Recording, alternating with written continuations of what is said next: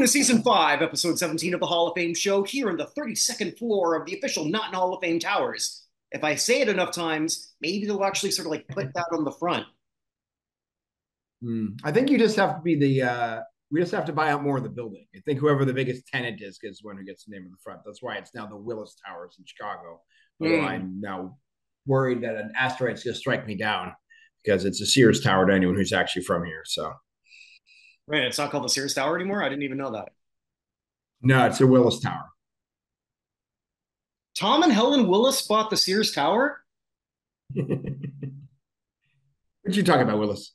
Okay, that was only funny to people who might be over a certain age and are geeks.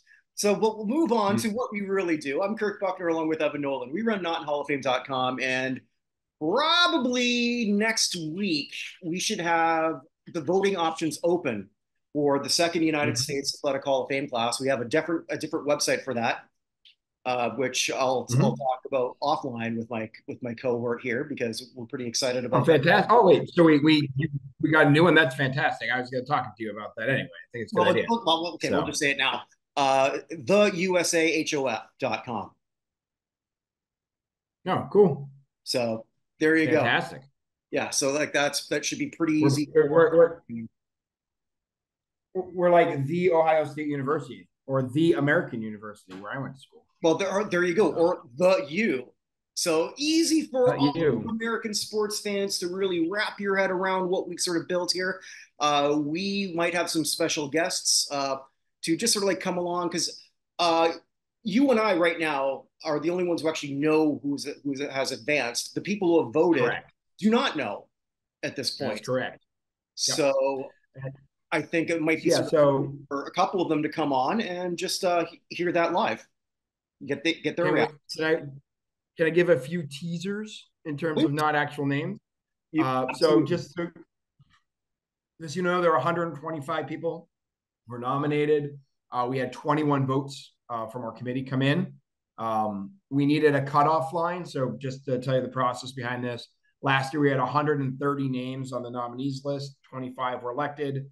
We don't want to go over 150 on that nominees list at any point. So we had 125, and the good cutoff place, honestly, was 24. So anyone who had 7 or more votes ended up that we had 24 of them. So at least 1 out of 3 people voted. They thought, you're like, that's 1 out of 3 isn't that high, but there are 125 quality names. There were. Only 3 people even got double digits. One person ran away with it. She got 2 out of every 3 votes. There's a hint. There's a hint right there. First time nominee.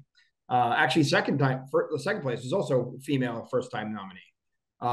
Yes, but a bit of a surprise because I thought when I voted for a couple of them, not the person who ran away with it, let's just say women's basketball is heavily represented this year. It is very heavily represented. Yeah, which a mild surprise for me. I haven't looked to see actually how many of the people who I voted for, because I'm one of the voters. Evan and I might run the beast, but our votes at this point are now 1/21st of everything. You know, like we're not pulling a Laney McDonald where I'm not saying did Mike Vernon, but and just sort of like say, okay, well, this is how things are going to be. We're pretty goddamn transparent. We have no problem. Someone wants to see the entire rundown list. I don't see why we couldn't provide that if they're curious. We got nothing to hide. Sure. Yeah, sure. And I will tell you, I did say before that when this came out, I would say my nominees and who I voted for. I'll just do that quickly now. I'll do it by sport. I told you I had 3 auto racers. Right. And so I had Jeff Gordon. Just so that everyone knows, this is not necessarily who got in. This is Evan's votes. This is who I voted for, which I didn't want to put out there. You and Chris Meridian announced your votes a few weeks ago. Yes. I didn't want to put mine out there. I had no influence on any. Chris and I, we joked about that because we both picked one person who we thought was a lock, and she's not there. Yeah. But I didn't want to put my stuff out there at all because I was on compiling the votes. So I had 3 auto racers, Jeff Gordon, who's a first-time nominee, David Pearson, and Shirley Muldowney. For baseball, I had 4. I had Roger Clemens, By the way, I'm going to put this out there. I was the only person to vote for Roger Clemens, which was kind of crazy to me. So spoiler, Mike Roger did not make it. Roger did not make it. Mike Schmidt, Ken Griffey Jr., and Greg Maddox. Basketball, I only had two. Shaquille O'Neal and Teresa Edwards. Boxing, I had two, Evander Holyfield and George Foreman. I had one figure skater in Christy Yamaguchi, two football players in John Elway and Gail Sayers, two golfers in Walter Hagen and Patty Berg, one skateboarder in Tony Hawk, which I had to give away because I said I had skateboarding and there was only one option, one soccer player in Mia Hamm, two swimmers in Janet Evans and Jenny Thompson, three tennis players in Pete Sampras, Andre Agassi, and Helen Wills. By the way, Ham, I'll come back to that in a second. Only one person from track in Dick Fosbury and one wrestler in Bruce Baumgartner. So like I said, Jeff Gordon, Shaquille O'Neal, Christy Yamaguchi, Mia Hamm, Janet Evans, Jenny Thompson, and Pete Sampras were first-time eligibles, meaning they were not eligible for the last vote. I voted for there's 7 of them. I think overall we had 7 first-time people get elected. So 1, 2, 3, 4, 5, 6, 7. Yes, so we had 7 first-time people get elected. And we had 8 people, just by the way, I'll say about this, we had 8 people who got no votes. And so what we're going to do for next year, we're already starting to pile the list. We're going to get ahead of everything for once. But we're learning on the fly, and we're telling you what we've learned to do right and what we've learned to do wrong. Yeah, we were a little behind this year because we had to redo the logo, and that messed with it. We had that because we sort of like found that the logo that we had we'll put that out there. Looked a lot like a bunch of others. Yeah, it may have been lifted from somewhere, which it may have been. So, all right, I'll take that L, Evan. I'll know not to use that person again, which I'm not. So there you go. But that's okay, and I think that's what I love about what we're doing here, Evan. Is if this sort of like goes to another level, people might like some sports historian, maybe the grandson of Vinny Lospinoso, will sort of like come back and just pour through these digital archives of just the beginning. And because Vinny's so young, he might still be alive. Like, I was there. He'll be like Abe Simpson under the lemon tree. Then I know you're yelling at a cloud. We mean this in the most complimentary way. We love you. Yes, we do. Yeah, we do. But anyway, so we're going to keep this list at 125 next year as well, which means the other 24 people came off. I'll say the one thing that I did screw up, this is on me. We actually had one of our nominees that was on the voting list again. And he got nominated. So there you go. Clearly we did something. And he would have made it anyway. Yeah. So Otto Graham is would have been the 25th member, but he was already on the ballot. So we have 25 coming out for that. Plus we have 8 people who did not get any votes. I'm actually going to just say them. I don't mind that right now, just so people know. Oh, you want to do that now? Okay, yeah, go ahead. We'll just do the bottom 8. So just so you know who's eliminated other folks. So it's from tennis, we had 2 in Jim Courier and Tony Trabert. From basketball, we had 1 in Artis Gilmore. Hockey, we had 1 in Brian Leach. Boxing, we had 1 in Sugar Shane Mosley. Golf, we had 1 in David Duval. Bull riding, we had 1 in Lane Frost. And motorcycle racing, we had 1 with Jeremy McGrath. So McGrath, Duval, and Mosley, they were first time they were eligible. So just so you guys know going forward, what we're going to do, the 24 who got nominated, plus the extra spot for Otto Graham, plus those 8. We're going to have 33 new names next year. Those 8 are going to have to wait a year to come back. So we're going to take them off for a year since nobody voted for them. We'll come back. If they don't get any votes again, we'll figure out what to do at that point. This is right. Work in progress. We're sort of hoping have names on there. Yeah, and we're sort of hoping because as we've gone from year 1 to year 2, the voting body has already changed. One thing that will be consistent, obviously, will be Evan and myself, unless Evan sort of stages a coup and kicks me out. I now live in the United States, so I think these things are possible. I don't know. Insert joke here wherever you want. Yeah. But I mean, we're hoping we're going to have more people, different voices. I think we did a pretty good job overall in getting a nice collection around the country of different ages, our Dis- more women, disciplines. yeah, in different backgrounds. I mean, like we've got legit sporting legends, Hall of Famers in their own right, writers, and us. Uh, gold medal winners, not gold medal, but we had medalists. Well, yeah, We have yeah, bronze two medalists. We had, silver medalists, yeah, we some had, semifinalists for Pro Football Hall of Fame. yeah, Um, we had also two, uh, like an AD in a university. yep, we had a general manager of a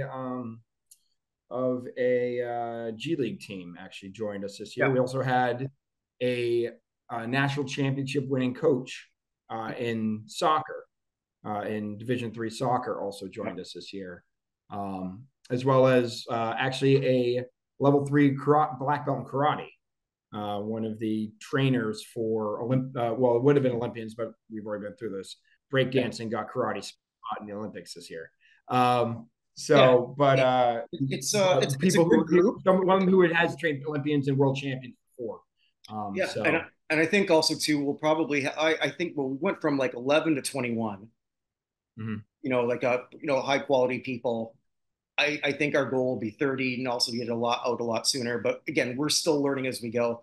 I moved Mhm. countries and time zones. That doesn't help.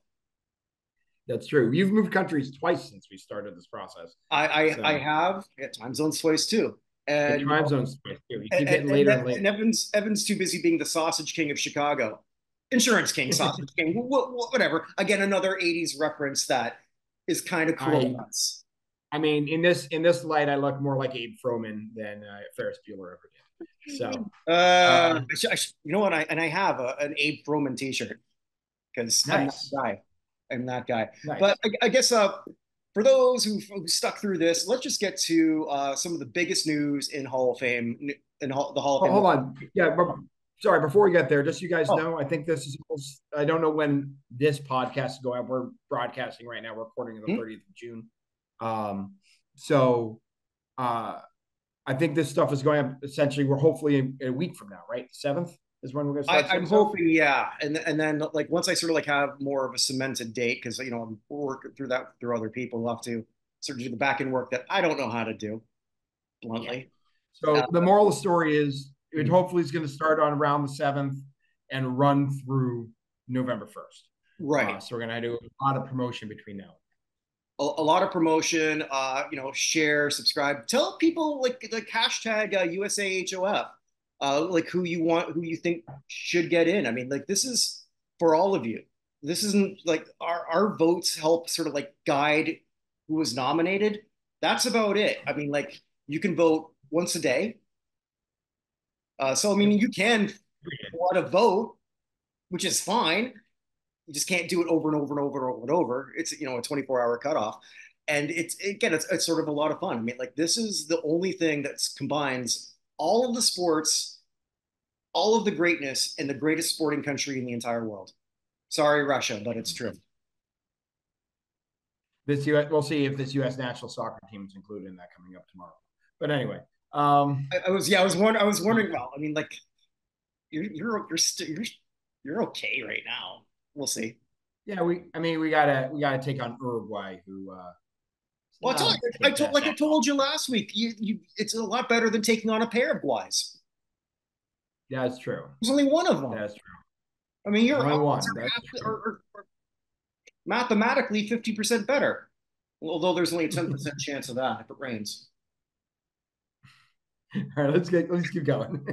Okay. Well, the biggest news in the Hall of Fame world is hockey. The Hockey Hall of Fame has announced their Hall of Fame class, and it's a pretty good one. And there's a couple of surprises that I kind of liked, and I'm going to throw in a couple of elevators here as we go, if you don't mind.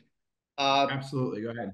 yeah. So we'll start off, and I'm just doing this alphabetically. I should do this by player, but I'm going by what I wrote. Yeah, Uh, sure. the first name is executive Colin Campbell. I think I got his hockey card somewhere kicking around when he used to play for the Oilers. Yep. But decent 11-year player. won a Stanley Cup with the Rangers as an assistant, but basically he's been the right-hand man of Gary Bettman for a long time. That's why he's here. I'm bluntly not a huge fan of him. Yeah, I mean, he was in charge of discipline for quite a while in there. I don't have a problem with this either. Does that make any sense? Yeah, I get it. And his son Gregory Campbell played for the Bruins, so there's a huge conspiracy theory at one point that the Bruins I didn't know that. calls. Okay. Yeah.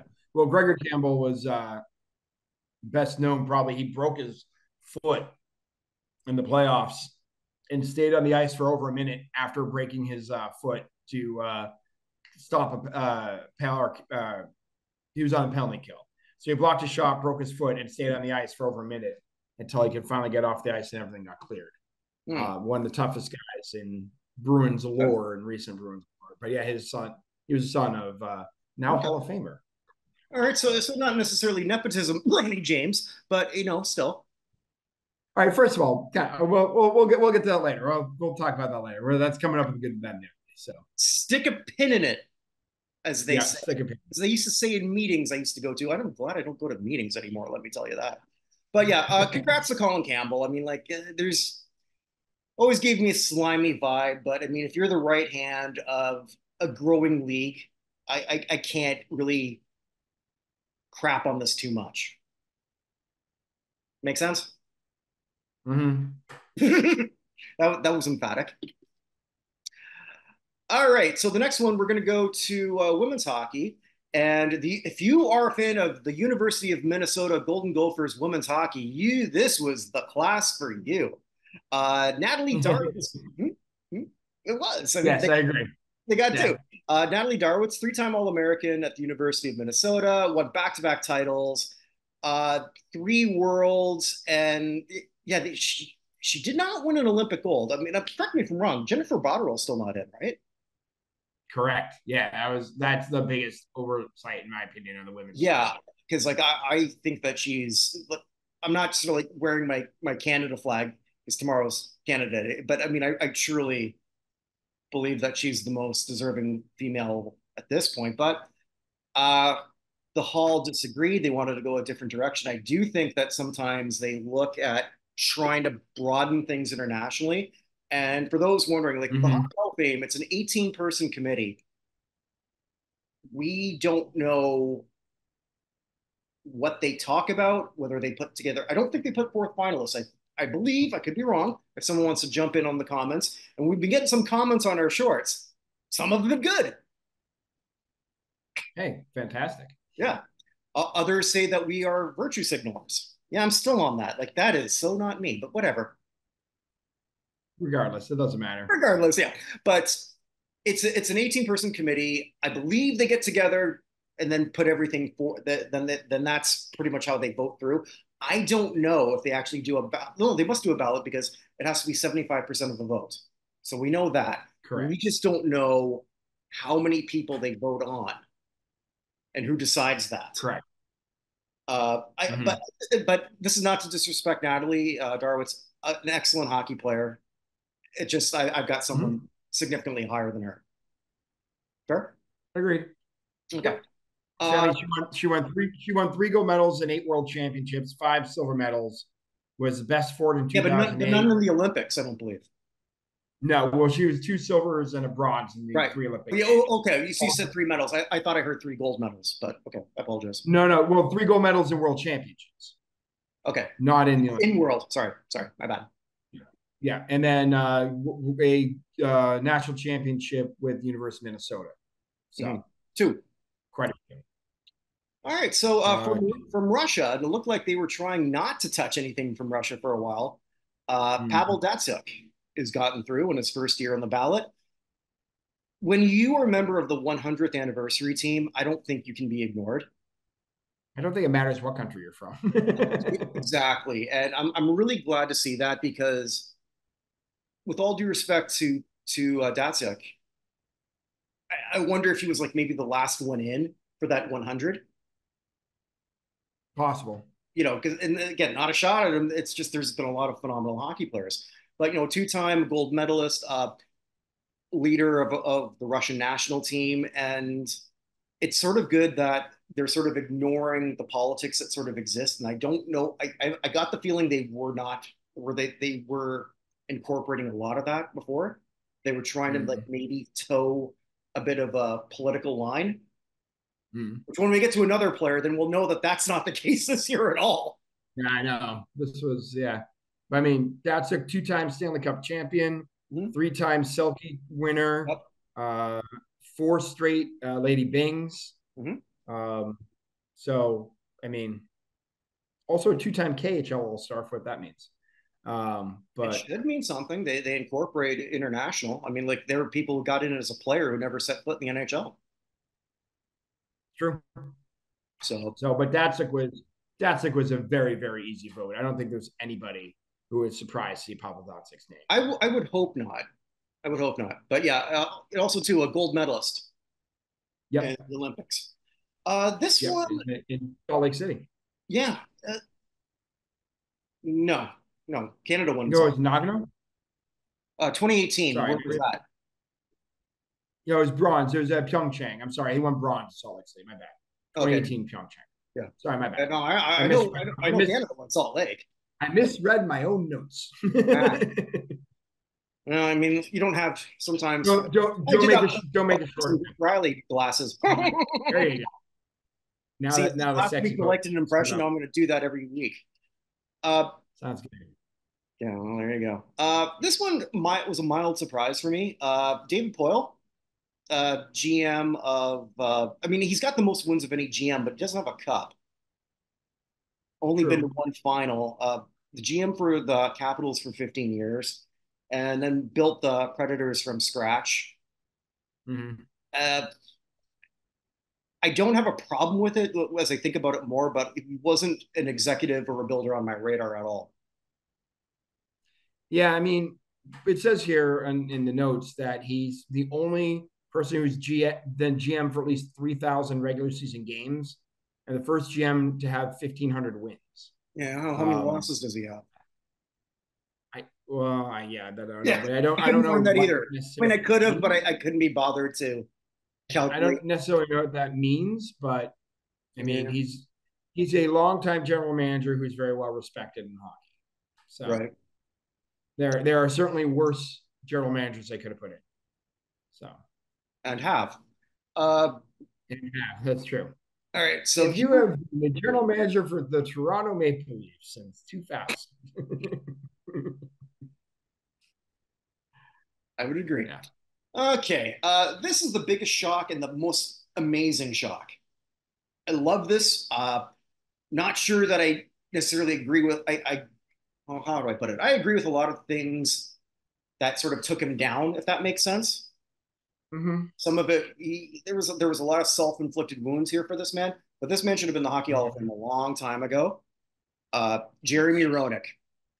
So I mean, like, here's an elevator up. If you're Russian and a loudmouth American, this is great for you. This is your class. Yeah.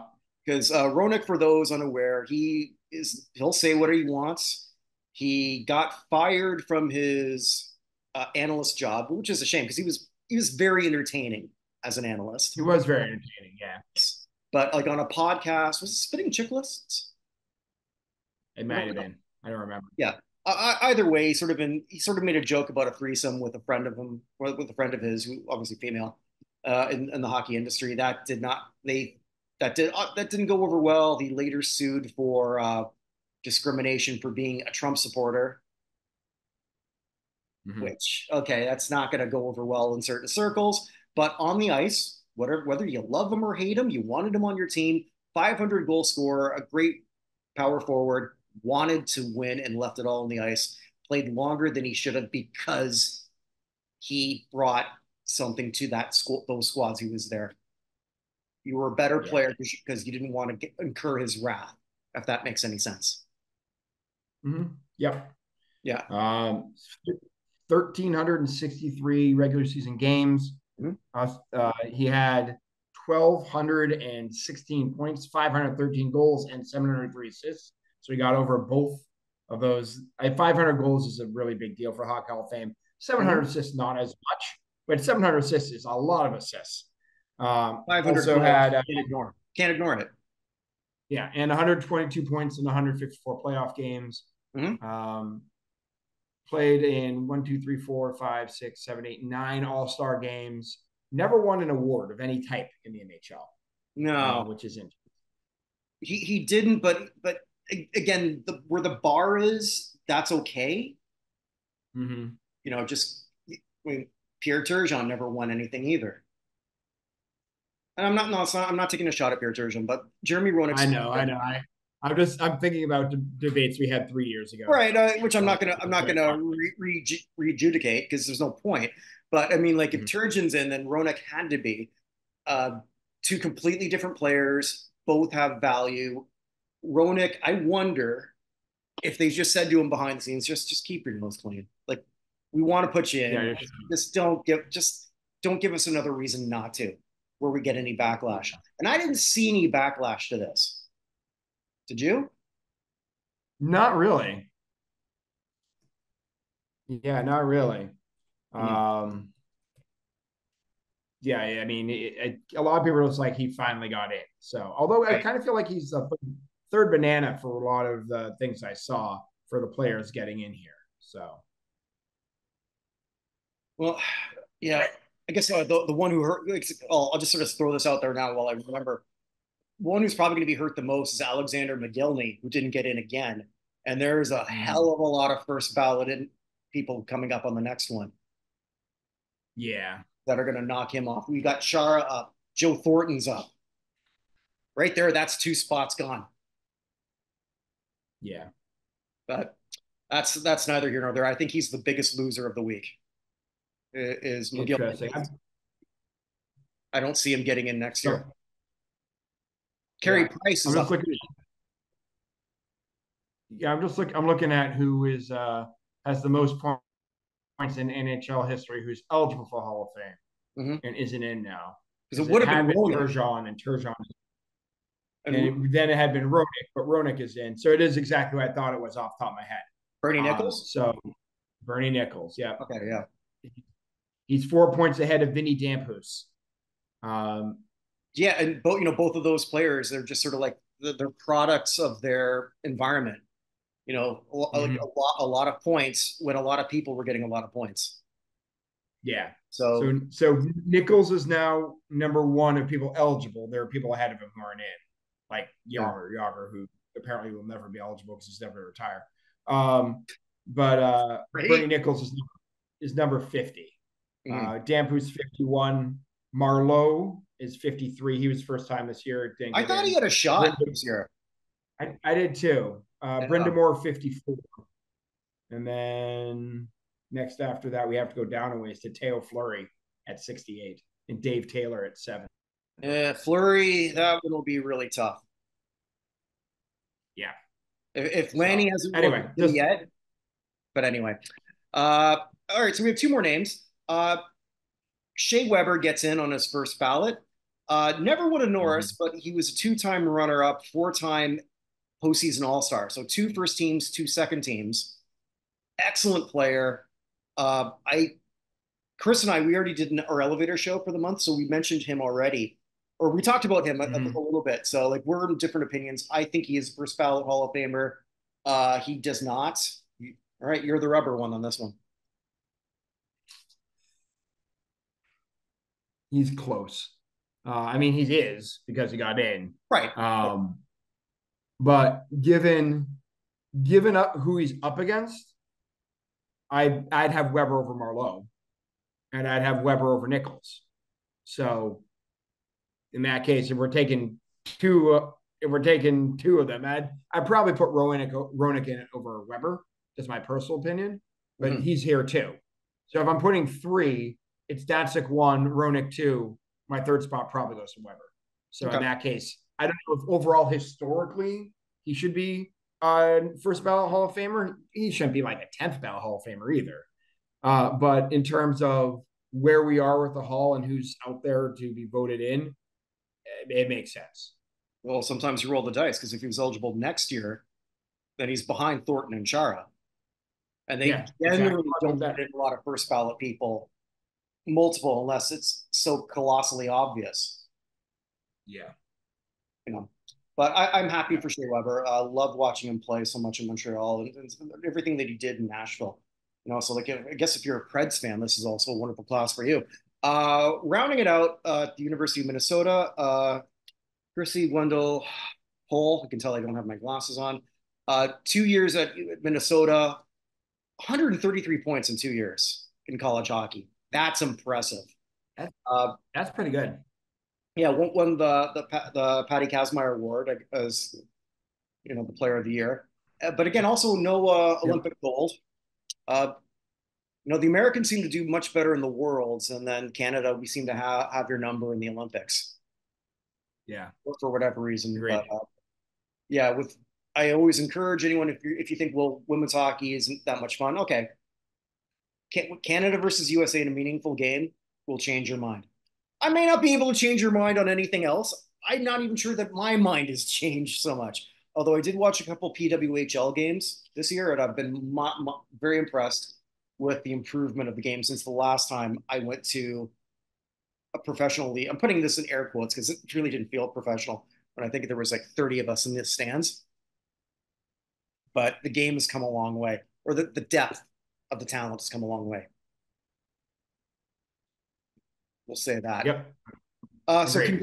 congratulations to this class. I'm sure we will do a prognostication show. We forgot to do that. We should have done that last week, but we've always got so much on our plate. If you Yeah. don't, yeah, if you don't mind, I want to stick with. I just want to push the elevator up, only because it's all hockey related. Yeah, So go if ahead. you're not into hockey, this isn't the show for you. Sorry, but the Stanley Mhm. Cup is finished. Congratulations to the Florida Panthers. Well earned. Not the one that Evan and I wanted.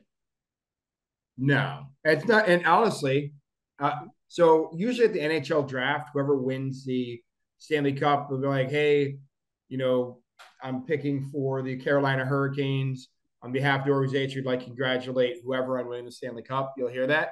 Hmm? Not a single franchise said that for Florida, which I think was maybe in the first time ever.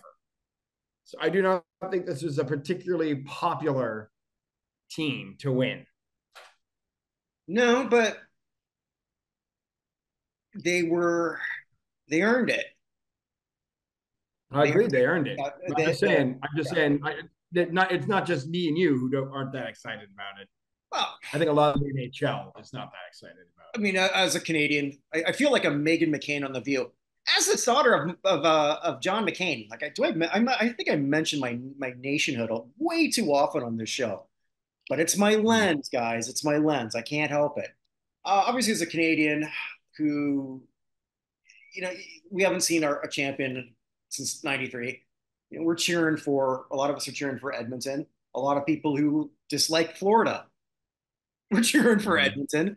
A lot of people who Mm-hmm. want Connor McDavid to get his first Stanley Cup was cheering for Edmonton. Mm-hmm. I think most people watching were, especially when they came back down 3-0. Again, Mm-hmm. against the team with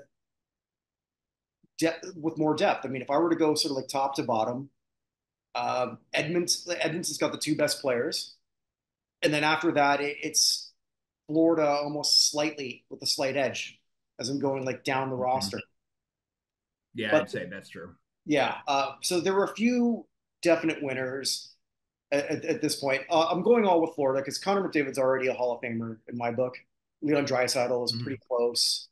Uh, It's crazy. I do want to say it's not just crazy that McDavid won the Stanley Cup MVP award. There was like Conn Smythe. Is that the Conn official name of Smythe, that one? yeah, yeah, Uh, but he got every first place vote, as he should. which is nuts. And although I do want a quick smack in the face to the writer for Edmonton who gave first, second, and third to Oilers in a series that Oh, I they didn't know lost. that. Who was third? Yeah, I can't remember. I You must don't have have had it in front of Draisaitl me, but and Skinner, I guess. yeah, I'm not sure who. I saw it quickly and it was a week ago, Yeah. so I don't exactly remember. But I was just like, come on, dude. Like, at least vote one of the people from the winning team in your top three. So You would definitely have had to. I mean, Florida didn't do this easy, also, right? So it wasn't like they rolled no, they over did not. people. They didn't at all. I think the biggest winner out of the five people I'm looking at It's Paul Maurice, Hmm. the head coach. I didn't realize this up until I'm looking at this. So he's got a record now of 869, 736. But what I didn't know is I knew this was his first Stanley Cup. I didn't know that he'd been to a conference final 5 other times before. Hmm. So 6 conference finals, 3 with Carolina, 2 where he got them to the finals and didn't pick up the W, 1 with Winnipeg. If you do that with Winnipeg, I know that should get you like bonus points. honestly, yeah, and I'm a Jets fan, but it's a lot harder to win in Winnipeg. It just is because players don't want to go there, and I don't blame them. I live there. Uh, Hmm. but he finally got that W. I think maybe when he gets his Hall of Fame ring, maybe he'll give a little sliver of that to Joe Quenneville, Hmm. and just say thanks for keeping quiet about that scandal in Chicago. Yeah. Put up this great job for me. But bad jokes aside, Paul Maurice is 2 years away from getting to probably, or 2 or 3 years away from maybe getting to 1,000 wins. Now he's got the ring, and it's gonna take a lot to keep him out. I think he's the biggest winner here of all of this. I Yeah, really do. that makes sense. That makes sense. Yeah. Continue. I don't have any elevator down this week, by the way. So elevator up to is when the Panthers were up 3-0. Then obviously, people will sort of like jump the gun, like, all right, who's going to be the Conn Smythe winner? Now, 2 names Yeah. came up with that, and they were the 2 names that I thought of. So I'm going to mention them both now, who both could have been a Conn Smythe winner. And I don't think, well, I think people would have had an issue with it because this was Connor's. Usually, whenever it's someone winning on a losing team, I'm not overly fond of it, but Hmm. Connor has done, the records he's set in these playoffs, and just willing this team and not giving up because a Hmm. lot of teams would. Remember when they were down 3-0, they came back with an 8-1 win. That is Now, true. the one who could have very well been an elevator down if this all went south and he didn't sort of pick his game back up, Sergei Bobrovsky, but he's still an elevator up. He didn't win the Vesna that Yeah. went to Connor Hellebuck. Hellebuck's play. Thank God they don't look at playoffs when they put these votes in. No Hellebuck's kidding. now a 2-time Vesna, so I guess technically he's an elevator up, but I don't know if oof, he's got to do better in the playoffs at some point. I mean, like I'm just thinking if I'm myself and if I'm in that room, like after Hellebuck sort of like won that, I was watching something else and then made friends with a bunch of Jets fans living in Winnipeg, and so like I got a couple things like I can't believe Hellebuck won the Vesna. Like for the regular season, he should have, but it was. But either way, what Bobrovsky did, except for like really a couple games, was very, very good. 2.32 GAA would have probably been the Conn Smythe winner if they would have swept or won. If they would have swept, I Yeah, I truly agree with believe that. that. That's who would have been. I feel like I'm going with one of your favorite movies. That's what would have been. But let me tell you what I would have done. Clue? See? Oh, we'll get to that later too, sadly. Oh, really? Okay. Oh, wow. There's gonna be 2 Clue references in this. Yeah. Holy shit! All right. Are you Let me trying to tell make me you. look? Are you trying to make me look stupid? You don't need my help with that. That's right. That Oh, line is coming up later. okay. Yep. Yeah, okay. Now And I've then kicked in. Now, there we go. A couple of the brain cells left I've got, and we're catching up here. But here's the person I would have had as the Conn Smythe winner, and that's Alexander Barkov, mm-hmm. captain of Who the I don't Florida. hate, right? I'm sorry. Who I don't hate, right? He's the one Panther I don't really hate. I don't really hate Kachuk either, but Barkov and Kachuk are fine. You're a Sam Bruins Bennett guy. can I go. can sort of hate that. I mean, like it's one of those things geographically it doesn't make sense, but historically it does. Where it's sort of like the same thing. I'm a Saints guy. I hate the Vikings, I get it. right? So I Yeah. actually hate the Vikings Sam more than Bennett. yeah. Sam Bennett can go to Winnipeg. So that. There you go. But what Barkov did, I mean, like he was hurt. He was hurt. Mm. And hockey players play hurt all the time. He was at a special level of pain. he's also made history. I didn't realize this. He is the first Stanley Cup captain or champion captain from Finland. Interesting. Yeah. Honestly, I always thought he was Russian the whole time. I never thought about it. Hmm. Barkov Interesting. makes more sense. You Yeah, think sure. you're Swedish or Finnish, it's like, okay, thank you. Uh,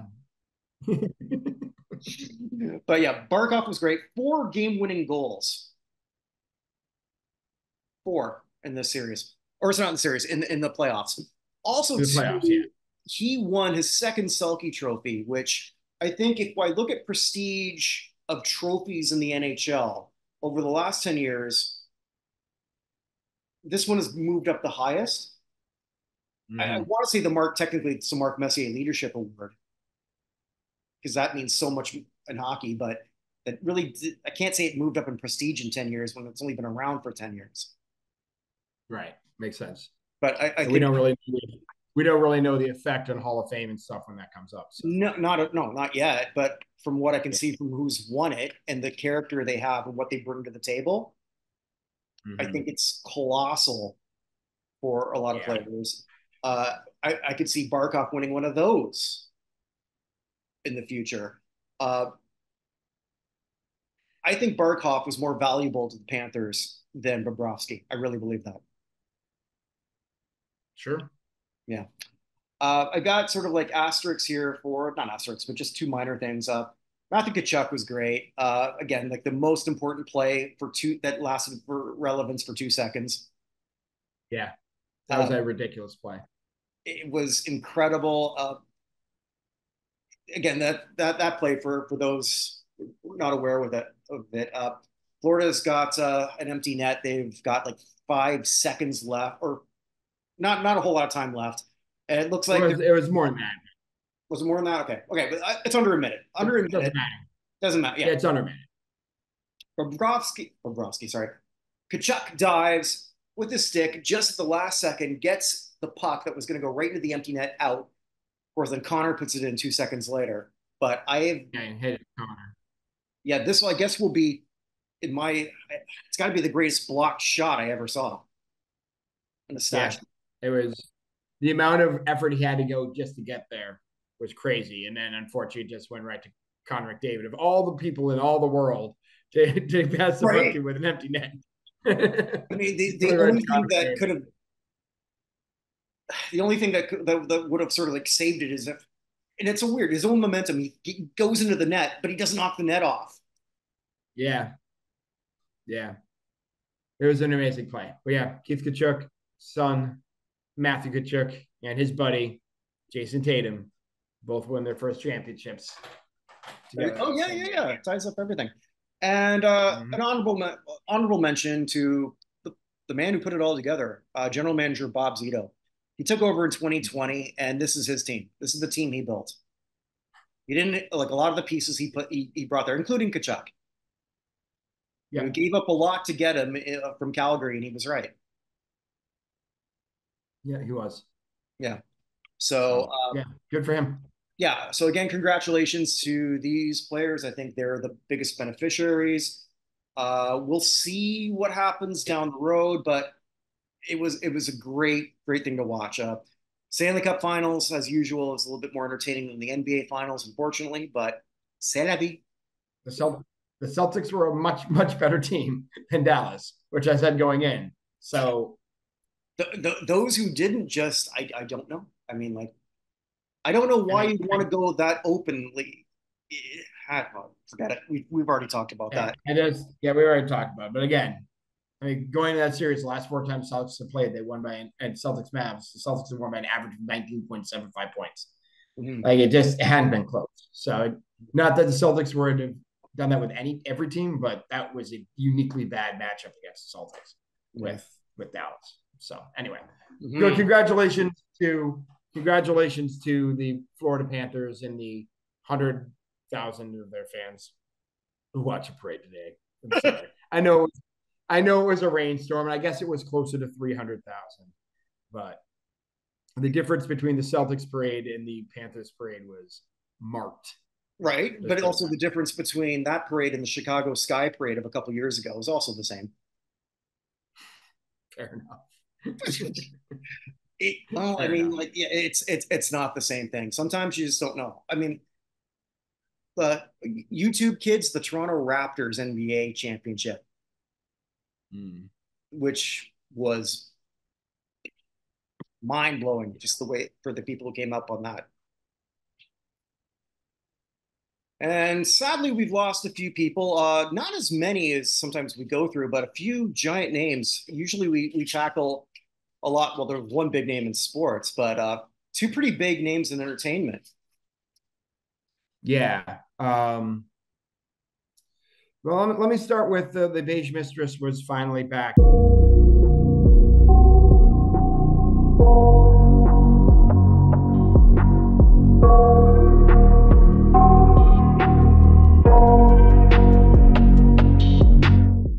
She's been quiet for a few weeks here. But we lost Petr Kovac, the Hungarian gymnast from the 1980 Summer Olympics. He passed away at the age of 64. There are three big names, two which probably be bigger than others in the world of entertainment. I'll start with the one we mentioned earlier, Martin Mull, best known to me as Colonel Mustard from Clue. Yeah, a double negative. Double negative? You mean there are photographs? Just an absolute tour de force in that movie. We've now lost.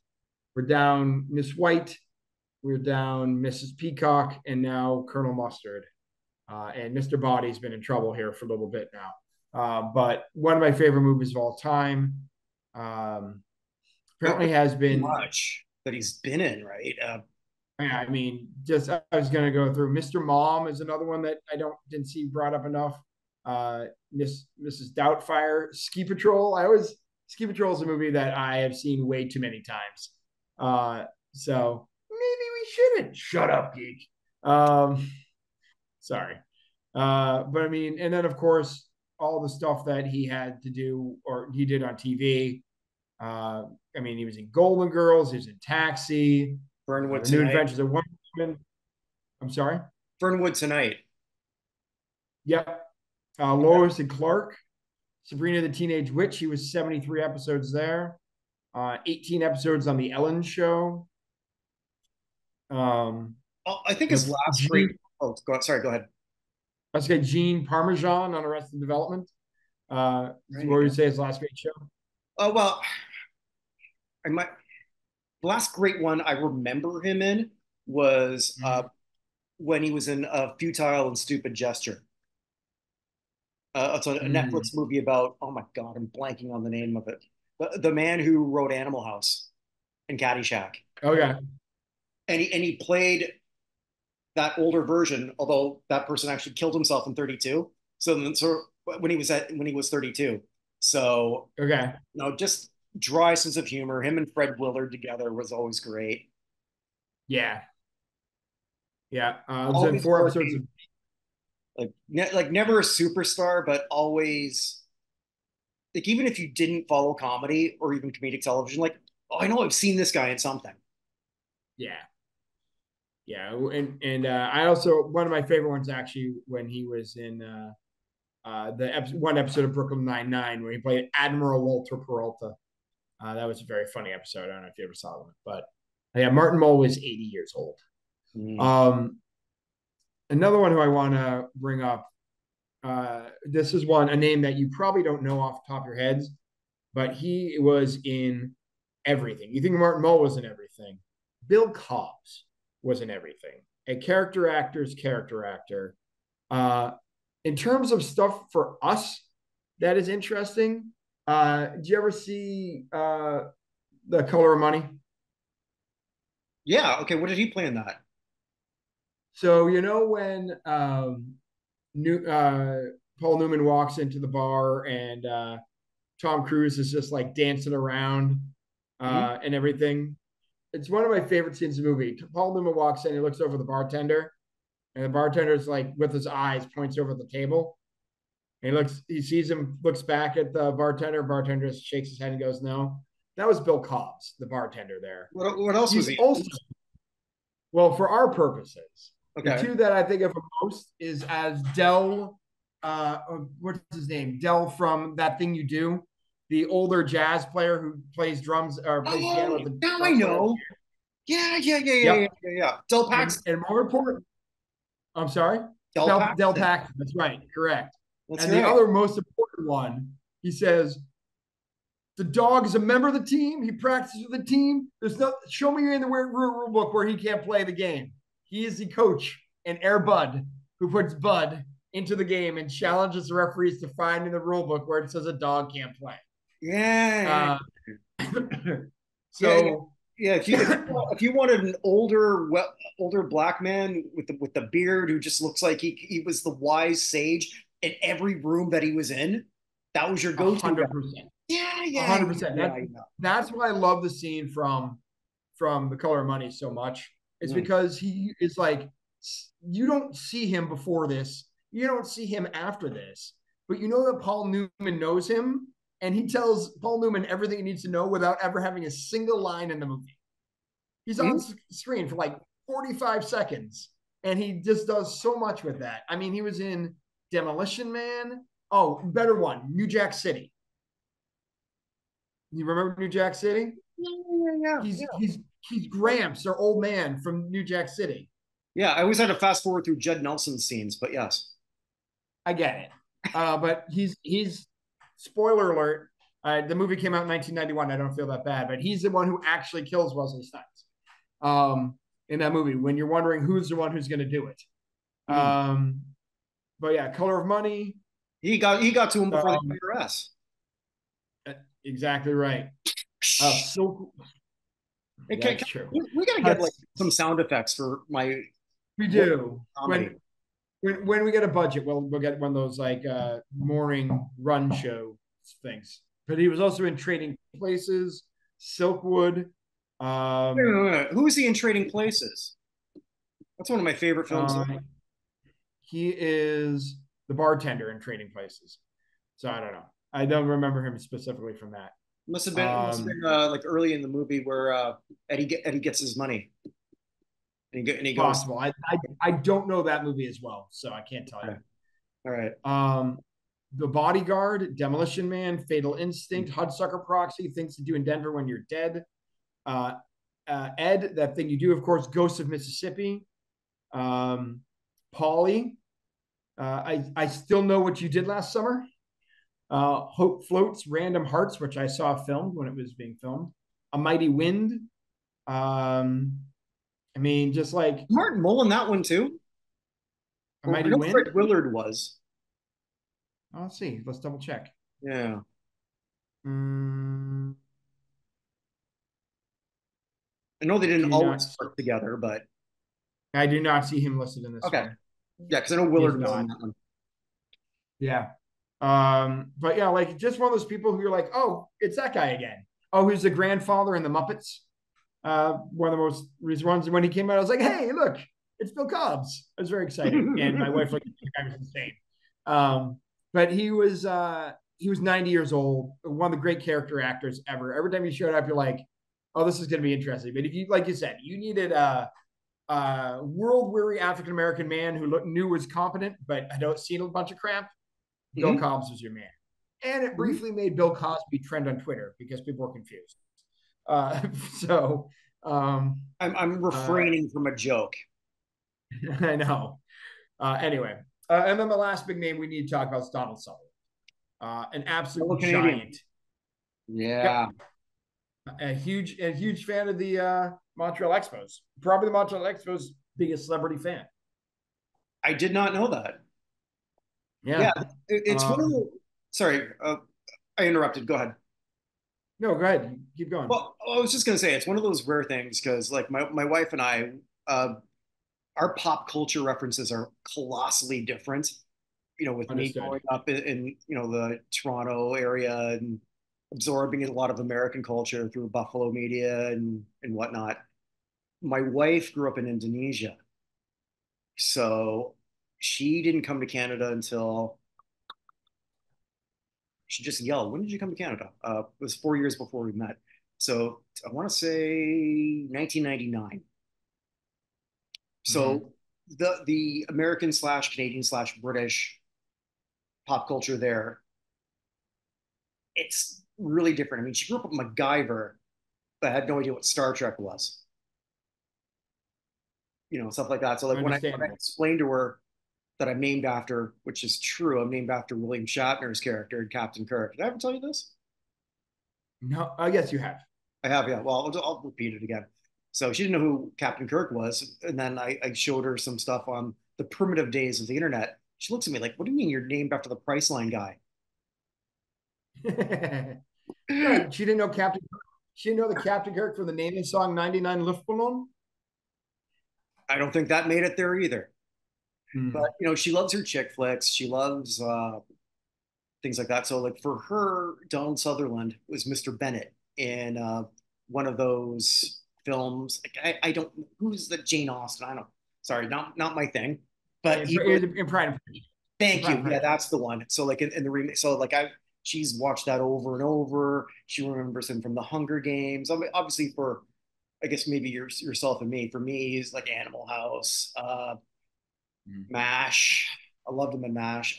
Kelly's Heroes. He's just Yeah, incredible. Dirty Dozen, right? you literally made my point for me. I was gonna say when I think of him, I think of three movies. They're all war movies, and they're all very different roles. Right. I think of it Hinkley and the Dirty Dozen, which is a movie I've probably seen more than any other in the history of my life, other than ones I had to watch. Like Mary Poppins, so probably number one, because I had to watch it about 900 times when I was with my sister, because back in the 80s, that's the way things worked. Um, but outside of movies, I've willingly watched on my own. Anytime the Dirty Dozen is on, I watch it. And Pink, the line from that where he has to pretend to be the general, General. he Yeah, yeah, yeah, walks, yeah, yeah, yeah. he walks up and down the line and says, "Where are you from?" He goes, "Madison City, Missouri, sir." He goes, "Never heard of it." And Mm-hmm. all the guys break out laughing. It's just amazing. Mm-hmm. Um, there's, of course, MASH. He's the original Hawkeye. Everyone talks about the TV show, but he was Yeah. Alan Alda before Alan Alda. And then, of course, I don't know if there has ever in the history of war movies been another character like Oddball from Kelly's Heroes.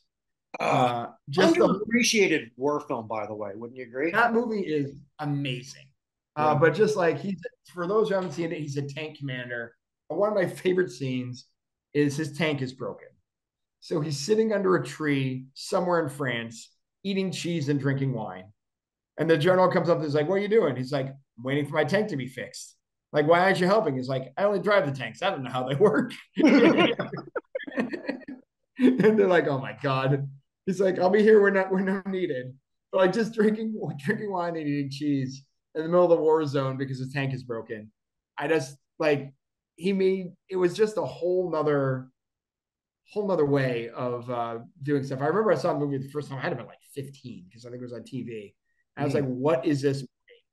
I think there might have been like a war movie uh like War movie series or marathon. Really like a marathon. I TBS. think the next movie I saw, I think I saw Bridge Too Far Mm-hmm. and Hamburger Hill the same day, Mm. if I remember correctly. So, but of course, he's also X in JFK. He is another one of his most famous ones, and actually probably his biggest meme is of Bennell and the Invasion of the Body Snatchers. Mm-hmm. Right? I mean, the great train robbery, Kentucky Fried Movie, Eagles Landed, Day of the Locust, Eye of the Needle, Ordinary People, which is Best Picture winner, Ordeal by Innocence, Crackers. Like he was everywhere from like serious roles And to his comedy roles. timing was great. I'm probably got the story wrong in my head, but I think a big reason that Animal House got made was because he agreed to just sort of like do a small role as a teacher in that. Right. Again, I could be wrong on that, but then I forgot that he's in a movie where, and I think I've told you this before, where I think your doppelganger is in it, where he plays sort of like the old grandpa in Beer Fest. Oh, Beer Fest. Because I always That's think right. I I think forgot you about look like one of the guys in Broken Lizard, the guy who always keep like the guy in that movie always gets his that. Always like it's a black eye. Yeah. It's not an insult. Again, I'm fat Ricky Schroeder. No, I know. I'm trying to think of the actor's name. It's been a long time since I've seen that Yeah. one. I don't Yeah. remember, Anyway, but yeah, especially when he had the beard, which you don't have. I just remember you have to turn the boot. That's the important thing. I have a boot. Oh shit, that was so Canadian, wasn't it? I have a boot. Holy Yeah. crap. Is it in the water or not? I don't know. Uh, Yeah, but again, we keep going. Space Cowboys, Cold Buffy the Mountain, Vampire Slayer. Buffy the Vampire Slayer, Yeah. A Time to Kill. Like Oh these shit, are yeah, he was in that. Outbreak. Like Yeah. these are very, very different movies. Mhm. Like I said, Pride and Prejudice, Beer Fest. Um, uh, let's see. The Italian Job. Then the Hunger Games as President Coriolanus Snow. Which I That was think, another which one. is, yeah, most of the people under 30 would know him in that capacity. And Right. And Backdraft 1 and Backdraft 2, which exists in the way that Mhm. Caddyshack 2 exists. But like, Man, there's a just backdraft too. I didn't even know there was a backdraft too. it was direct to DVD. Oh. So, All right, kids, look up what DVD means. Hey, Ben, I bet you don't know what that one is. Probably does. yeah. And at Ad Astra as well, another one Yeah. recently. But like, and then all the TV shows that it was in Mm. um, for years and years and years. Dirty Sexy Money was a good one. He could have Crossing been, Line. if he wanted to, just one of the greatest comedic actors. If he just wanted to go that route.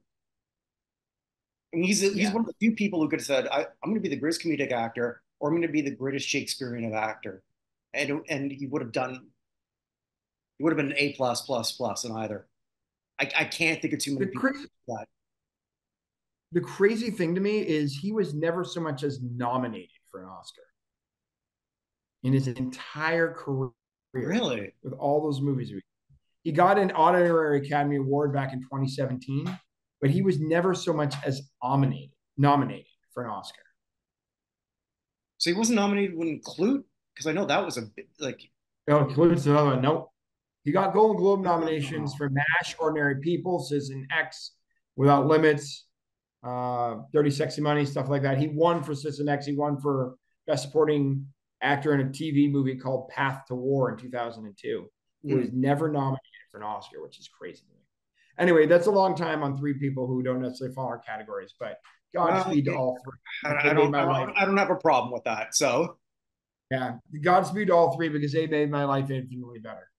okay, So, continue. um, also passing away, Romay Davis, the Congressional Gold Medal recipient, who was the part of the first all-female, all-black unit in the U.S. Army, deployed overseas in World War II. She was born October 29th of 1919, meaning she passed away at the age of 104. So, yeah. So anyway, aren't many of those folks left either.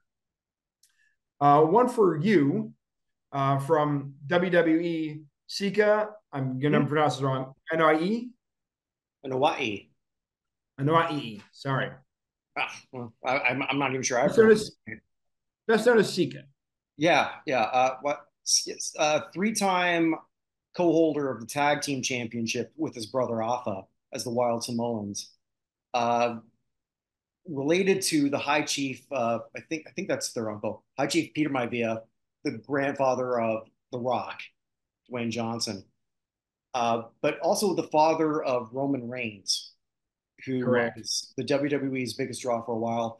I think he was last on WWE television. This is referring to Sika a couple of years, or like a few years ago, where they sort of like did the whole head of the table ceremonial thing that sort of worked out there. Uh, One hell of a wrestler, tough as hell, but like a lot of athletes, that they have that switch, Mm-hmm. that they seem to have. Uh, a legacy that's probably going to continue to grow, considering that if you're following WWE right now, like one of the biggest storylines that they have is with the Samoan bloodline, which Mm-hmm. you can't tell without the name of Sika. Yeah. It's impossible to do. Also, like going back to pop culture, he had a singles run in the late 80s, sorry, a brief one. So he actually challenged Hulk Hogan for the world title on Saturday Night's Main Event, which for those who wonder what Wow. that is, that was something that WWE worked out with NBC, and once every 2 months it would replace Saturday Night Live. And some of those Mm-hmm. would actually do much better ratings than Saturday Night Live did. I don't know if that was one that did, but that was, oh, if it did, that wasn't necessarily because of Sika, but still, like just a nice little footnote in pop culture / WWE lore. He was also in a really bad movie that also featured Charles Nelson Riley, Body Slam. I don't think I remember that one. Oh, you missed nothing. Actually, here's an impression from Charles Nelson Riley in that film. It's That the was only impression Scrum I do. True Lesson. Hmm? You never should have told me you There liked you that go. impression. I was going to say that was Scrum True Lesson.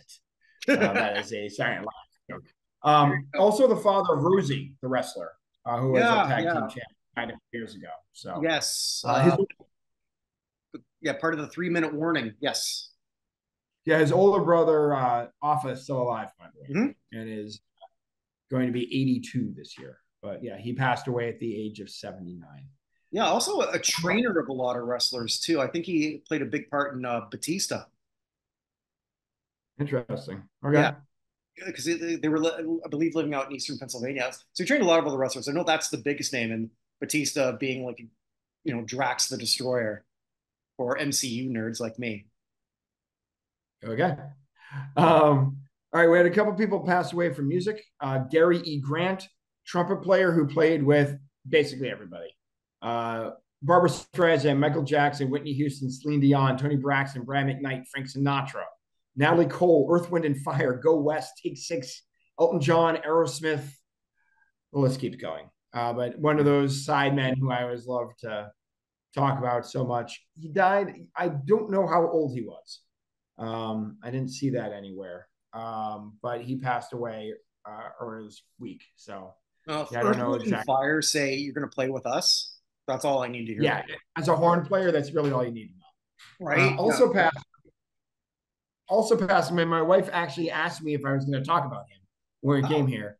okay. Seth Brooks Binzer passed away at the age of 49, better known as Shifty Shell Shock from Crazy Town. Oh, The elite, shit. yeah. Appeared on Celebrity Rehab and Sober House, which is probably the house she knows him better. Which is probably why he's dead at 49. Also true. Yeah. But he's a Celebrity Rehab 1 and 2 and Sober House 1 and 2. What was But he was was, he the lead singer or what was he? yeah, he was the lead singer of of um, A of killer Crazy one Town. hit wonder. Yeah. Yeah. Um, You know where that riff comes from? Butterfly. Yeah, from Butterfly. It's just from like a deep cut Red Hot Chili Pepper song. Pretty Little Ditty. I guess you did know that. No, I looked it up when you started talking. Oh, okay. Um, yeah. So yeah. Anyway, but yeah, he passed away at the age of only 49. So don't Well, do he must drugs, be so kids. old that he's 49. I didn't realize I was older than them. Yeah. How many members of Crazy Town are still left? I don't know if there are that many left. Hold on, let me just see here. Uh, 1, 2, 3. So 3 of the 5 of them are dead. So Shifty, Rust, Peak, and DJAM have all passed away. First So off, I didn't know there Epic was and 5 of them, let alone that 3 of them are yeah, dead. well, there are a lot more than that, but those are the 5 main guys. Damn. So anyway, On the plus side, yeah, all members of White Town are still alive. All one of them. whatever, dude. They can never be my woman. Um, anyway, all right. 2 people from hockey passed away. Sergei Berezin Oh, played for the Maple Leafs.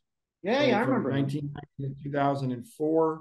Hmm. Played for the Maple Leafs from 96 through 01, then the Coyotes, Canadians, Blackhawks, Capitals. He passed away at the age of only 52. Yeah, yeah. I don't know what. But he finished NHL with 286 points in 502 games. Hmm. A bigger name who passed away, Marty Pavelich, passed away at the age of 96.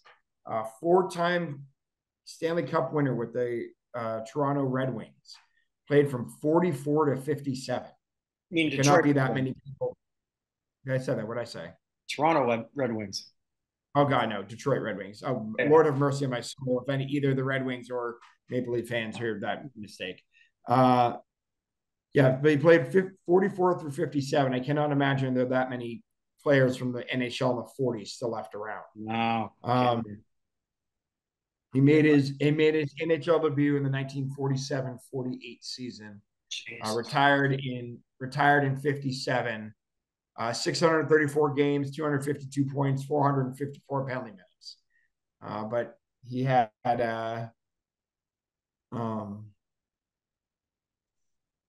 he left the Red Wings at the end of 56-57 season. He and Ted Lindsay had run a successful plastics manufacturing business. Okay.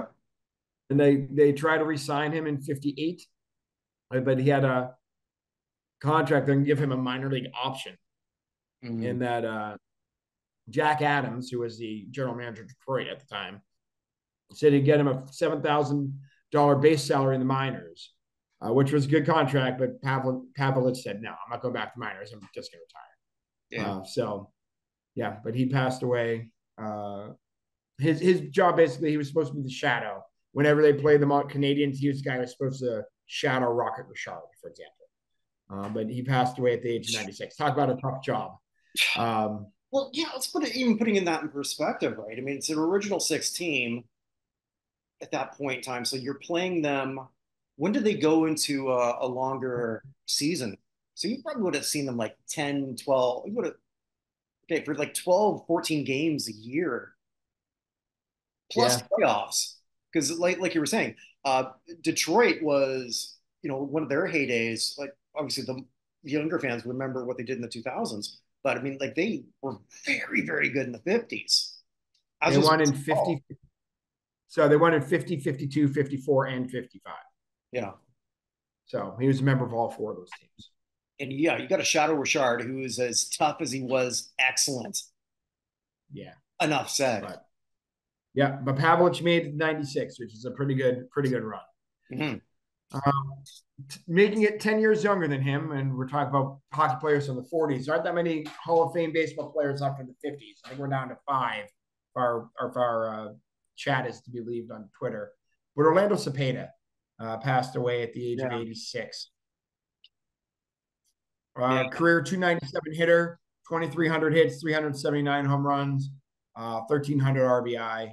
From Ponce, Puerto Rico, 11-time All-Star, member of the 1967 World Series winning St. Louis Cardinals. It was the NL MVP in 67, Rookie of the Year in 58, home run leader in 61, two-time RBI leader. His number is retired with the San Francisco Giants. His number 30 is retired over there. So, yeah, one of the first very big important Hispanic players certainly at that time. I mean, him with like a week after Willie Mays dies, and they played together for God, it would have been like 58 to 66 because he was traded to St. Louis in 66, I believe, and he was the Rookie of the Year in 58. Yep. Yeah, he was someone who probably was going to get in the Hall of Fame very, very early. He retired in 74, but the next year he was caught transporting marijuana from Colombia to Puerto Rico. And that really ruined his reputation with Hall voters and in Puerto Rico. Which is why I had to wait until 99 Veterans Committee? 99, yeah, got the Veterans Committee. And he wasn't bitter about it at all. He's like, I understand why it took so long. I made mistakes when I was younger. I appreciate basically that they did it now. So, but yeah, I mean, Cepeda. When did he do that? He did that when he was after his career, or he just retired. Yeah, and it's also sort of like in a time when you're thinking like, why would a major league player do that?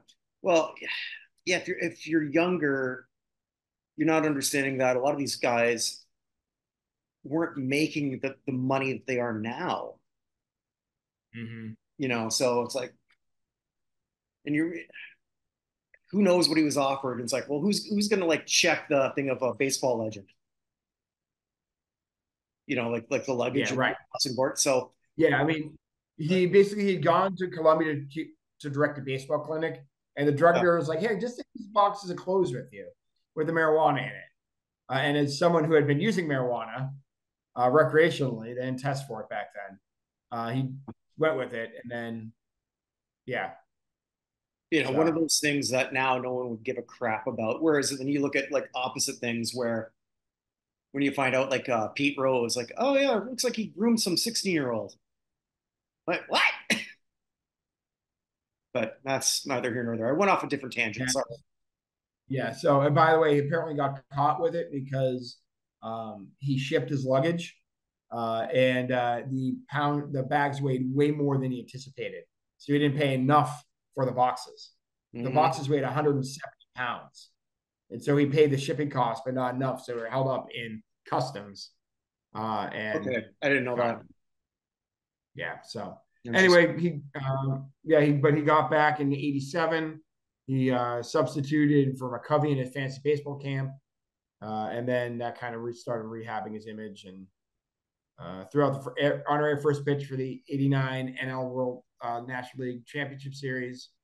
But yeah, so still, I mean, one of the men, he member 14 Hall of Fames, most of any Puerto Rican athlete. Mm-hmm. So including the so I mean, just an absolute legend. Yeah, Um, absolutely. I mean, like I always forget that he was on that 67 team. You think of Cepeda, I think most people think of him as a giant.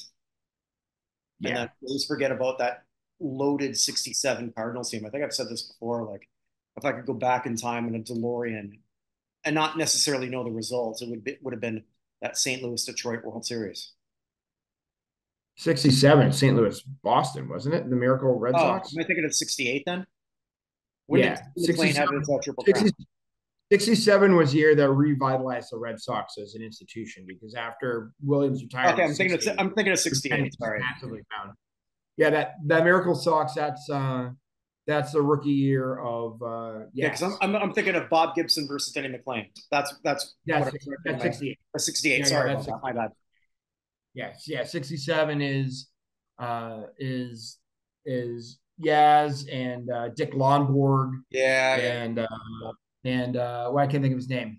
Walt Dropo and still I can't think of the guy. Tony Canigliaro uh before he got hit in the eye with the pitch. Mm-hmm. But yeah, Yeah, yeah. so 67 Red Sox team is the most legendary Red Sox team in terms of level of love for a team that never won a championship. It may be the most loved team in Boston history that didn't win a championship. Is that Over 67 Red Sox? over the 75?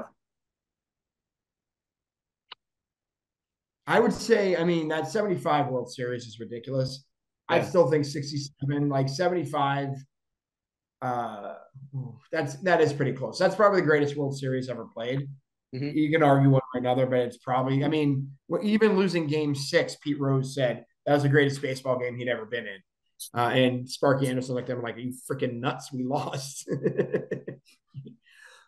um, but yeah, I still think just the way the 67 team is talked about because it came out of Okay. nowhere.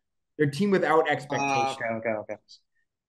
That 75 team, you have Yaz, you have Rice, you have Freddie Lynn, you have Fisk, you have And wasn't Lynn like that's the year he won Rookie of the Year and MVP, right? Rookie of the Year and MVP the same Hmm. year. Yeah, he was the first. I think only two have done it now, right? He and Ichiro. So yeah, him and Ichiro, which I put an asterisk on Ichiro, but still. I get it, but technically they're the only ones who've done it. But Yeah. yeah, Fred Lynn. So, but yeah, Cepeda, absolute giant. So, Mhm. I guess let's do my good, bad, and ugly.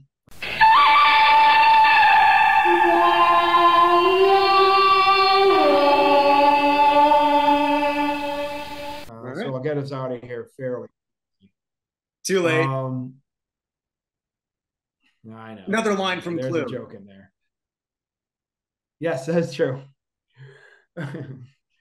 Another body, 6 altogether. This is getting serious.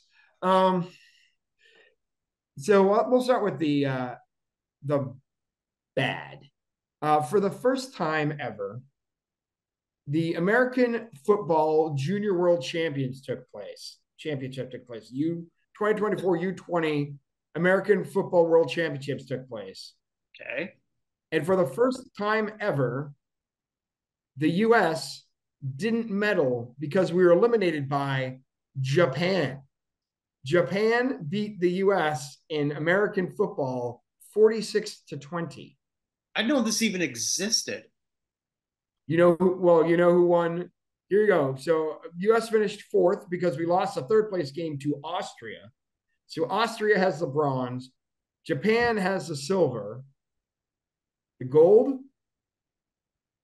Canada, winning their 4th gold in the competition. I've never even heard of this. Yeah. So there you go. You guys won the championship. There you So go. I'm sure the NFL is going to be dominated by Canadians here on out. Yeah, there you go. But anyway, it's not good for the U.S. to not medal in American football and lose out to Japan and Austria. No offense to those 2 countries, but their history is not the greatest for championship. Like who's even playing? I'm presuming Japanese people. I didn't really watch. I just saw it come across. I couldn't believe it happened. Okay. For the ugly, I know I just went off on Stephen A. Smith last time we did this. I'm just going to go off on his show in general. First Take did a 5-minute segment on, let's see, today's the 30th, it would have been Friday, on what Bronny James should call his dad when they're playing on the same team together. Dad. So number 5 was captain, number 4 is 2-3, number 3 is Bron, 2 was old man, and 1 was Pops. Because you can't call him dad. 5-minute segment. This is after the whole nepotism rant about how we don't get upset with white people in nepotism, but we do get upset with black people in nepotism. Nepotism is one thing, but there's no way. Like they were saying, there's a whole thing on how the Celtics could do the funniest thing ever because the Celtics had picked 54 before the Lakers at 55. But why the hell would the Celtics draft Bronny James? He's never going to play in the NBA. Well, he's not good enough to play in the NBA. But that's what's, I guess, the fascinating shit about this, right? Do they just like slap him on the number 12, 11 spot? I guess so. I guess. I don't know. I mean, I know this much. I mean, I love my dad. I wish he'd be. I said to my brother, I wish just like one time I could use back so he could call me an idiot again. But when I was 19, 20, I didn't want to hang out with my dad. Who's going to have the most awkward time right now in the NBA next year? It's got to be him. Yeah. I think it would be funny. It would be funny if the Lakers traded him for Giannis's younger brother.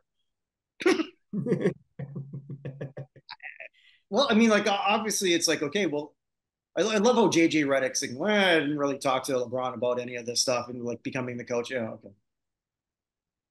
Yeah, that didn't happen. Oh, JJ Redick. What can I say?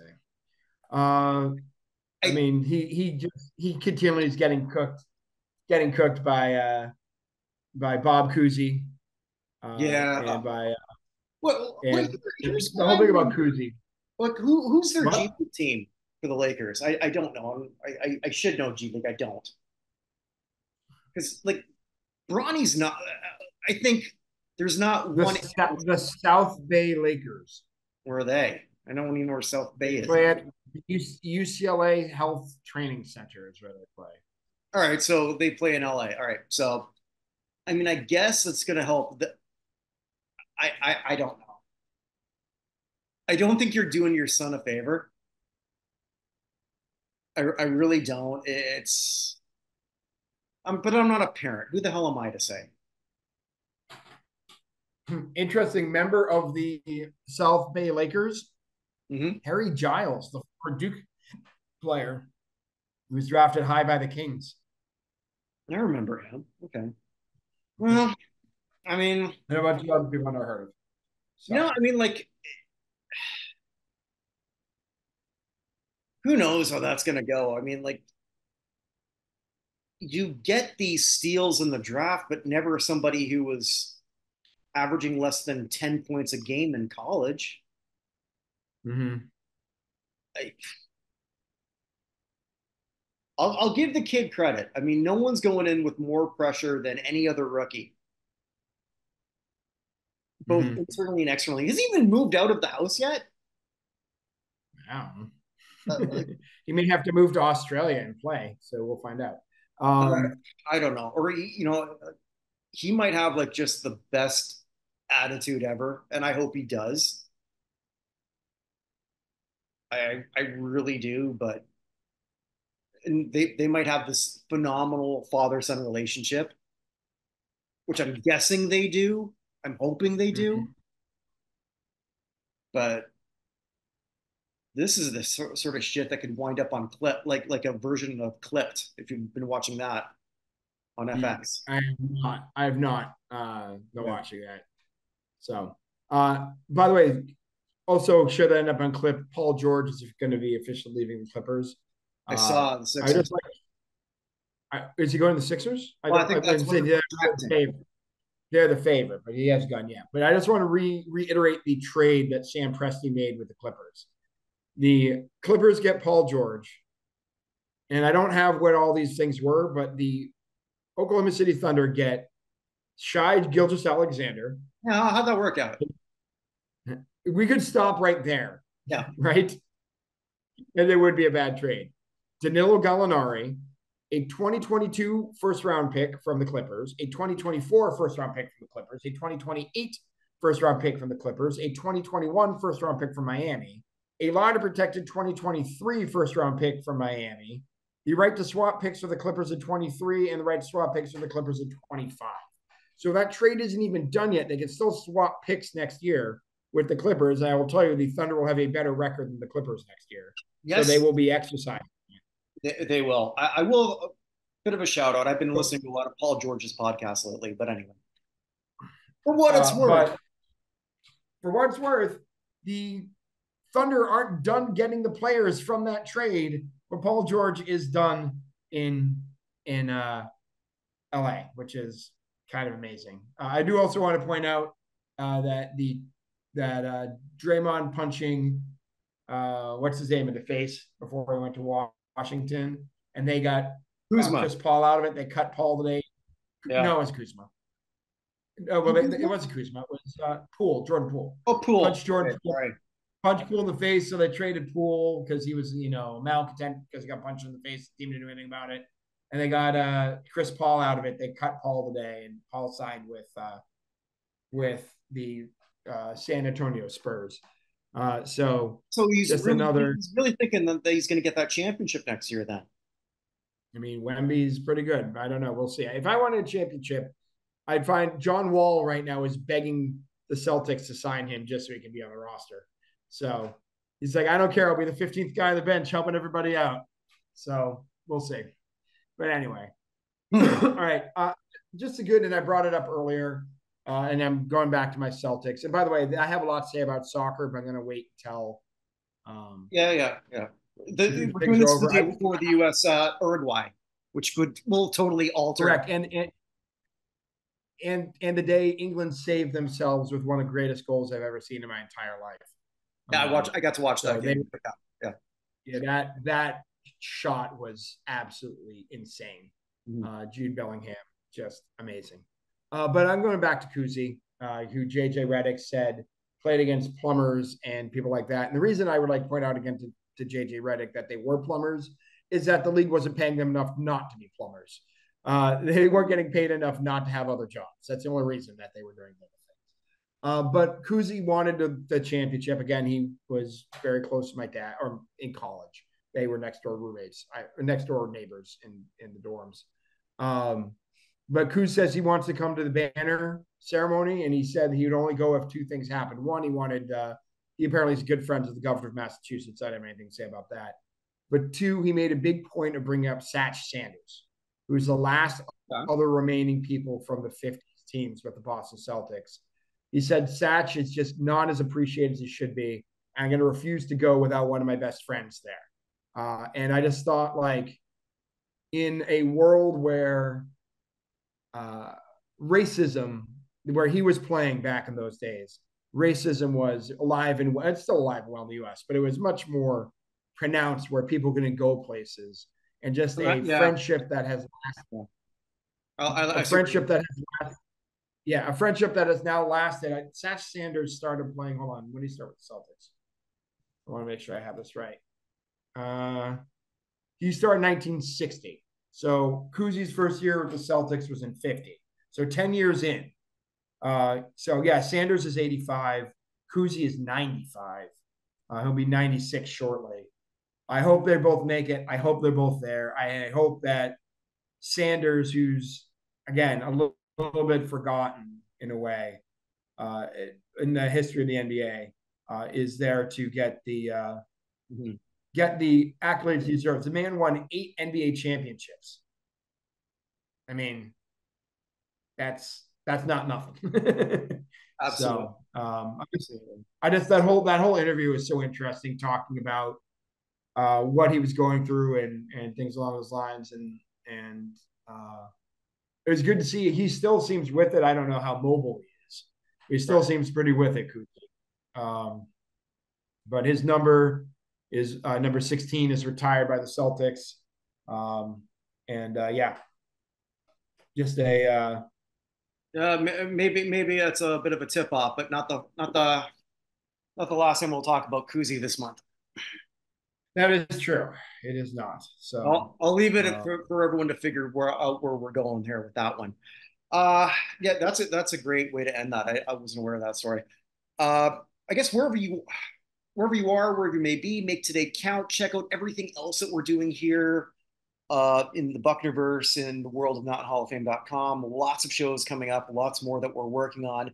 And hopefully you'll be supporting us when the next class is up for a vote on the United States Athletic Hall of Fame. A lot of work and a lot of care have gone into it, and we're walking you through the whole steps. So, I mean, we don't have there's no major corporation. There's nobody sort of like stepping in saying like you should sort of like do this thing for this political reason or whatever the hell. Everything is going to be completely up to you. Yeah. We have this committee we talked about, just make sure the right people in front of you. I always bring up Moonlight Graham as the example. We don't want the Moonlight Grahams of the world, the guy who played one half of an inning and became part of Field of Dreams, as somebody who is going to be here. We want to make sure we have the right people in front of you for you guys to vote. That's why we have the committee, of which we always say we hope we are the least qualified people to be on it. Hopefully we have some more even bigger names as we go forward and people start finding out about this. We actually have one of the someone else I forgot to bring up, one of the morning drive people on the sports radio stations out here in Chicago. I blind mailed him some stuff, and he responded and was very enthusiastic about it, which is really, really cool.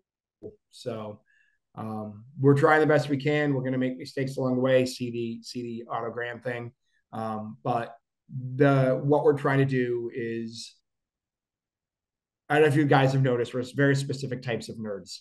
And what we're trying to do is fix the problems we see with other halls ahead of time, the best we can. Right. And we're going to screw up. Sure, we're going to screw up along the way, but it's not out of malice. It's out of just trying to do the best we can as quickly as we can. And sometimes when there are only two of you, one of you misses something and the other of you misses something as well. Hopefully we can get this perfect for next year. I've already started on the preliminary list for next year. The initial group, I have 50 people who were either recommended to me or coming eligible. Yeah. Someone like Derek Jeter is eligible next year. They're five first-time eligibles. I'll just shout those out so you guys have some Don't idea. forget the biggest handicap you have. Me. You're gonna say you, Yeah. yeah. So so Dan Earnhardt Jr., Derek Jeter, Dave Mira from BMX, who will be our first BMX nominee. Gary Hall Jr. from swimming and Maurice Green from track are all first-time eligibles next year. I can't see how any of them are missing the 33. But then it's a matter of making sure, because we still have hundreds of baseball Hall of Famers. We still have hundreds of basketball Hall of Famers. We still have hundreds of football Hall of Famers. Right. We can't just have football, basketball, and baseball. We need to have a wide variety going across because we don't want to just be missing, we have one bowler so far. Is that the right number of bowlers? Should we have a second? We have we have, one. We don't have anyone from BMX, right? Dave Mirra would be the first one. Mm-hmm. Like I don't know what the right answer is. Our job is to put it out there and see what people like. And if you have any suggestions, we're up for it for sure. I mean, like even something like one of the biggest sports now going on is MMA. We've got 2 nominees, but the biggest name when he's eligible is riddled with drug suspensions, other issues. And that's up to you to decide whether that's going to keep him out or not. We're not the morality police. I will say to a certain extent, one name which I have not put on there yet, because we do have Barry Bonds on there. I said Clemens was up and didn't get in. Mm-hmm. We have Pete Rose as a nominee.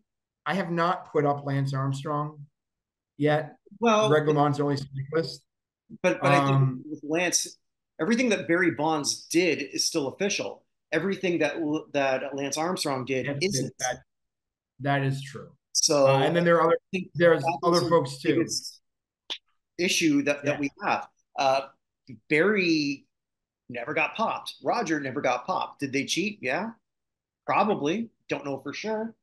But there's not an asterisk against them in an official record book. Lance Armstrong literally is not a 7-time French Tour de France champion. Correct. So right. I mean, like that's something we could put in a nomination thing. And I don't even know if I'd vote for him or not. I mean, he was the best. But that's a story for another time. I don't know. Yeah. And then there are other people like Shoeless Joe Jackson. We're not quite to him yet on the baseball list, but he'll be up. Someone will get to him probably next 2 or 3 years. Someone like OJ Simpson. We're not quite to yet. It's not. I don't not have OJ on the list because I don't think he's worthy. It's just I don't think we're there yet. Yeah, in terms of talent. Yeah, so just laying things out, we're inducting 25 sport classes, and because we only had 2 football players get in last year. Exactly. So like we've got that issue. Like whoever gets in on the second year, let's say in baseball, for example, and you put a comparable players around them, would they beat the team number 1 of first year? Possibly. One hell of a World Series, right? It'd be a hell of a World Series. But yeah, last year all we got was Jim Brown and Joe Montana. So I can't put like a whole bunch more football players on there because you're overwhelmed with football players and nobody gets in. I mean, Jerry Rice didn't make it. Let's just put it that way last year. So I mean, like Evan and I will be surprised on what we do. I mean, like if it was my top 25, it wouldn't have been the top 25 we got. No, so I'll tell you the top 24. I had 25 votes. I voted for exactly half of them. I voted for 12. Yeah, but it is what it is, and it's I'll look for you here. Look for you here quickly. Hold on. For you, for me, you voted for 1, 2, 3, 4, 5, 6, 7, 8, 9, 10 of them. I knew it was less than you. Yeah, so less than half. You voted for, and you voted for 1, 2, 3, 4 that I didn't. So together we only got 16 of the we combine both votes, so only 16 to 24. Even the two people in charge voted for. I'm sure I've got a So, couple that I'm the only one who voted for. yeah, I know I have three. I think I'm the only one who voted for her. Let me see. We won't reveal Yeah. that now, but I got No to one reveal. I have three. guess. I have three. I'm the only one you voted. I'm the only one who voted for. You have. Hold on. I want to make sure I'm the right column. Is your column 6? You are the 6th vote in. You have 2. Ah, You have a boxer. You have 2 boxers. You only person who voted for. okay, I know who they are. All right. Yeah. I have an auto racer, a baseball player, and a basketball player. I'm the only person who voted for. So.